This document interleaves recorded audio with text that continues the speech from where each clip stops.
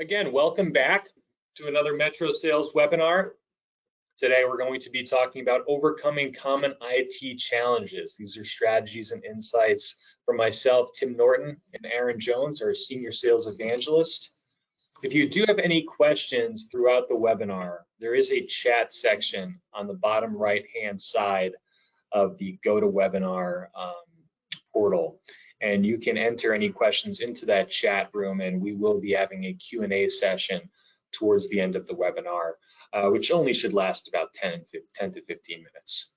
So again, I appreciate everybody coming back. My name is Tim Norton. I'm the Director of IT Sales, and with me is Aaron Jones. He's our Senior Sales Evangelist. Aaron's been with the company for nearly 2 decades. You may have seen him in IT meetings if you guys have been curious about our IT services. Otherwise, we appreciate, again, everybody showing up. We had a great 30th year anniversary in Fargo last Thursday. Our members, our friends at the Fargo Chamber of Commerce were kind enough to put on a ribbon cutting ceremony. I'm not sure if we did one 30 years ago, but we were able to replicate it again last Thursday. So I appreciate the Fargo Chamber of Commerce and our friends at Brewhala for putting on the event. And if you don't know anything about us, I know some folks here are customers on this webinar, some might not be, but we are business technology providers in Greater Minnesota, Wisconsin, and North Dakota. We've partnered with Ricoh for our copy print equipment, Fortinet for many of our cybersecurity products, and Docuware, which is now a Ricoh company for document management software. But I want to get into some of these common IT challenges because Aaron and I, we've talked a little bit, and there have been some common IT challenges that we've seen with many of our new customers. So Aaron, if you want to take us through these quickly, and recap what these are, I guess, would you mind, please? Yeah, absolutely. And again, these are coming from small to medium businesses who typically have a provider of some sort, whether it's a single person or a team that they're leveraging. But we hear in our conversations with organizations, similar themes on challenges that they're running into, and we wanted to highlight a couple of them, and really just to list them out: technology issues and slow response, lack of IT resources in a complex environment, no holistic cybersecurity plan, and unpredictable budgeting. And what we're going to go over today likely isn't earth-shattering, but what we found is that they come up very often, and typically diving into those at least a little bit and getting a different perspective on them is often helpful to break up what do we do next, how do we deal with this challenge, and it hopefully provides some insight on maybe next steps or how to approach these. And I know many of you out there coming from small to medium-sized businesses might have one IT person or perhaps no IT on staff. What we want to do is essentially become your third-party IT department, and we're here to help with that. So let's go through these really quickly, Aaron. First, technology issues and slow response. I mean, this is pretty self-apparent, but Aaron, what are we seeing in the field today? Yeah, so this is one that's probably easier to grasp, right? I mean, when you have a technology challenge, how long does it take to get to a person who can resolve that, and how long does it take to resolve that issue? And the challenge is that we hear a wide range of experiences, from sometimes it's seconds or minutes from response time, sometimes it's hours or days. And we've heard stories of, well, we simply don't go to support on Mondays because we know that we're not going to get a response. So I think one of the challenges that we typically see is sometimes we've seen organizations just accept whatever their experience is as normal and acceptable. And I think from our perspective, it certainly can be different.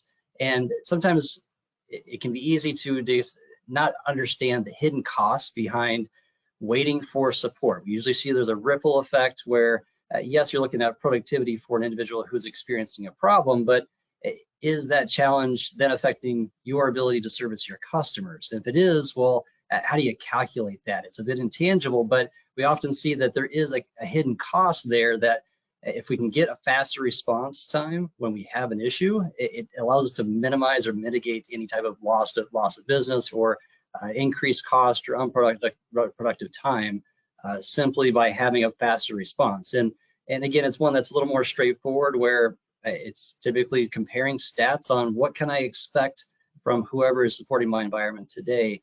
When I have an issue, is it really truly seconds or minutes, or what we typically hear hours or days? It certainly can be a shorter time frame, and it's easy to compare and have stats back that up. And I have a friend who was starting a small business, and they came to me, they were wondering, where should I source my technology? Should I just buy it in a retail setting? And my point back to them was, well, who's going to set it up for you and who's going to support it? Again, a couple of things that we can do here at Metro Sales. Now, the next one would be a lack of IT resources, right? In a complex environment. Complex environment meaning really a business environment with multiple users, multiple endpoints. So Aaron, take us through this. Yeah, so we see this a lot where, especially as organizations are growing and there's more devices, there's more applications, there's more features and integrations, and there's so much available that it almost creates a little bit of paralysis on what do I do? What's the right step? What's the right move? And especially as everyone's trying to leverage AI in their tools and the new flashy thing that's going to be a game changer for your business, the challenge is that may be the case, but maybe not. And from this standpoint, from at least our view, is we have to have time to stay up with what the technology changes are and how that's going to affect the individual business in regards to the applications we're utilizing. And there's no secret sauce here necessarily. It's really we have to have the time to spend on keeping up with current changes and then having a good understanding of where we're at today. Otherwise, we end up in a state where we're doing things the way that they were done 10 years ago or 20 years ago. And instead of leveraging technology to enhance and optimize our business, it's more of a liability that we hope doesn't create a challenge for us. But if we're able to stay up on technology, it allows us to better leverage that and be more efficient. And a lot of that is leaning on a resource who is in that space all day, every day for that information and that expertise. Whether, again, that's an internal resource or you can lean on your third-party provider. We just want to make sure that that is time and expertise that's provided as a part of that platform.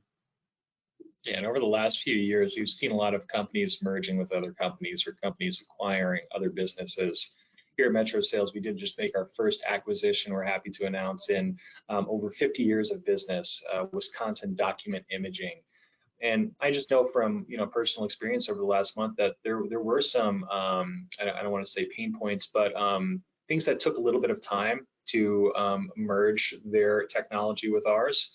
But that's something we can certainly help with. So if you're experiencing that right now, again, that'd be a great idea for you to reach out to us. Now, another one is not having a holistic cybersecurity plan. So the technology is one thing, but again, we know there's some bad actors out there, and we want to make sure that businesses are staying secure. So, Aaron, what are some things that we do here from a cybersecurity standpoint? Yeah, good question. This is one that certainly tends to raise the highest level of anxiety just because of the awareness around all the things that are happening in regards to data breaches and ransomware attacks and friends and family, honestly, or coworkers or other businesses that we've heard of that have experienced that type of situation. We don't want to be there, right? And the challenge is evaluating, do we have what we need in this area to protect our end users, to protect our environment? I mean, from our view, you have to have a multi-layered approach to the tools you have in place, where in the past, businesses have been able to get by with maybe not having all the right tools and being okay, but this is the space that changes the fastest, especially as the bad actors are leveraging, again, AI and a lot of tools to help really get a wide net in regards to who they're trying to trick into clicking on those links for phishing emails or whatever the example you want to look at. It's getting harder to avoid, and businesses have to have the right tools in place. Now, the biggest challenge there is, even if you have the right tools, they have to be configured properly. And this really comes down to expertise. And this is really where we see the biggest gap is, one, either not having the correct tools or not knowing how to configure them in a way where they're truly effective. And that's the part where you have to have a resource in place who understands the tool sets, understands the landscape of how threats come in, and is able to have tools that are effective in giving you visibility and protection. And that we often see, if you don't have the right tools and your plan is to hope for the best, oftentimes what maybe been a perceived cost savings, or however we're justifying that, oftentimes we see where that leads to an event that becomes very costly, and you wish you would have been able to avoid it. And the reality is, if you have the right tool set, oftentimes those can be avoided. Not everything, but it can really elevate your level of security just by having the right tools in place and having those multiple layers. And from our standpoint, I mean, end user training is a big piece that we see that is consistently missing, where if something gets by all the tools, it's up to the user to make a good decision. So we have to have the users be informed on what to be on guard for, what's out there, what attacks to be looking out for. Because if they can make a good decision, well, now we're even better off for it. So. Yeah, that's a great point. It's always better to make that investment in the security now than to perhaps regret it in the future. I know we provide both a end user training report as well as a phishing report to all of our customers. So when you're doing your quarterly review with your business alignment manager for Metro Sales, you'll be provided a very nice and detailed report on all of your employees, whether or not they've been subject to any phishing breaches, or again, if they've been participating or not participating in the end user training. I know a lot of our customers like to attach a game to it, perhaps a gift card, a monthly or an annual gift card to the end user with the highest score. So there's definitely some fun ways to go about this with your associates. Now, unpredictable budgeting is always, a concern for any business leader. So Aaron, as far as budgeting goes, how do we try to eliminate some of those surprises?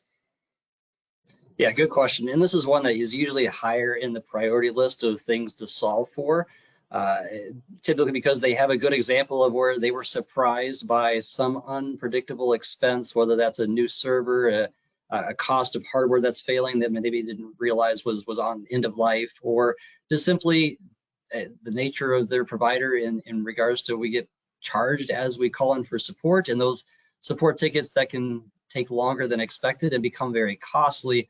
A lot of the times we hear we can't budget for this. We need something that's budgetable from a planning perspective, but also we need technology that works.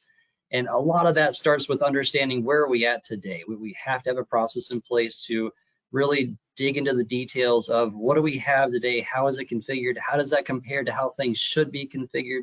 We looked at best practices and IT standards. It's going back to having a resource that has some time dedicated to focus on analyzing what today is, because that allows us to prioritize the future, right? The whole entire goal is to plan out how do we get to an environment that's working properly, but then how do we keep it there? What do we need to keep in mind?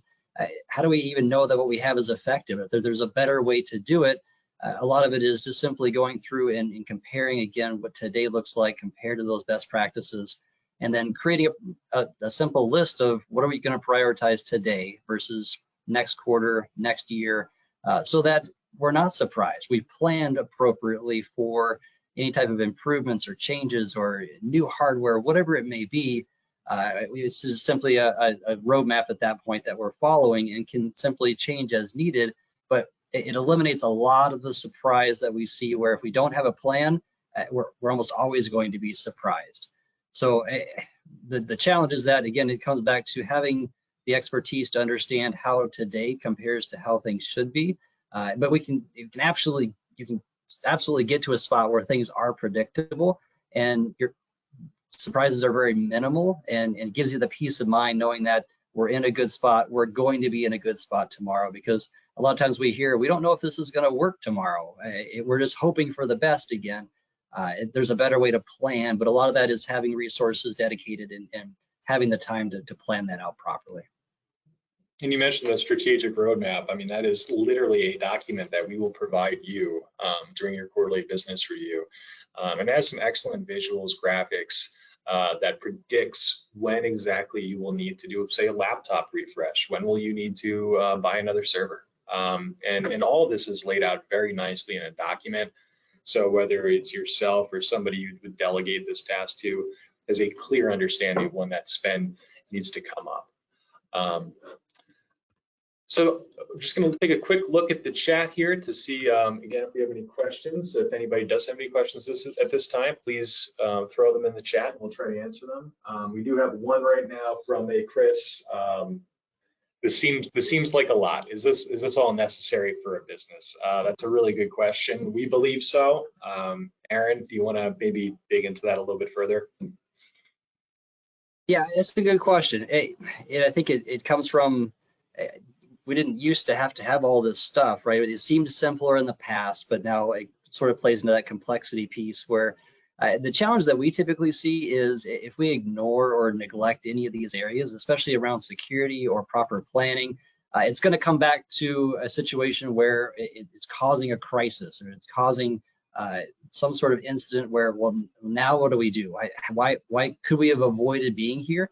I mean, it's sort of like having a mechanic only do maintenance on part of your vehicle and ignoring the rest. Well, eventually that part is going to break down and you're going to end up on the side of the road. Well, our goal is to, well, if you're planning properly and you're doing all the things you need to, you're not going to end up on the side of the road from an IT standpoint where you're down and now it's a costly event. But again, there's a lot that goes on because technology at its nature is very complex. There's a lot going on and it changes so very fast that we have to have resources focused on these different areas in order to be successful. Otherwise, we're going to be stuck on the side of the road. Yeah, in your business right now or organization, they might have those resources already, or you might believe that you have those resources. Still, feel free to book an appointment with us so we can understand those resources a little bit better to make sure you guys do have exactly what your business needs. But I think that is it for the questions as of now. If you see any comment in the next minute or two, I will certainly shout them out. But I wanted to give another thank you to our partners at obviously Rico and Fortinet for always supporting us, but also at Optimize Cyber. If anybody is looking for an independent third-party penetration test performed on their environment to see if there's any vulnerabilities, excuse me, please feel free to visit Optimize Cyber's website. Give them a call. Stefan and Matt over there would love to help you and provide you with that penetration test. They've done a really good job with their customers so far, and I think opened up some eyes as to what might be going on in their own IT environments. But you can also find us on LinkedIn. Also, metrosales.com is our website. And I think our Google reviews speak for themselves. I think we're right now at a 4.7. If you are a satisfied customer, again, please feel free to give us another Google review so we can continue to grow that number. But lastly, I think this is the important piece. Where do we go from here, right? If you call 612-861-4000, that is our main number, and you will reach one of our administrative staff. Please ask for your technology consultant who's in charge of your account. Your technology consultant will then set you up in a meeting with Aaron or another one of our evangelists to go over your IT needs. Now, Aaron, is there anything to add to that as far as the meeting itself goes? It's about a 30-minute commitment, correct? Correct. And the goal is really just to understand what the current state is, what the challenges might be, and help figure out, is there a path, to solve for some of those, and what does that look like? I mean, it's fairly high level. We don't like to get super technical in those conversations. It's really just what does today look like for you, and could there be a different experience, and then figure out, okay, where we go from there with that knowledge. It's really a no pressure consultation that we can either do virtually or in person. We'd love to come out there and shake a hand and meet with you, learn a little bit about what your team, your associates are using for technology.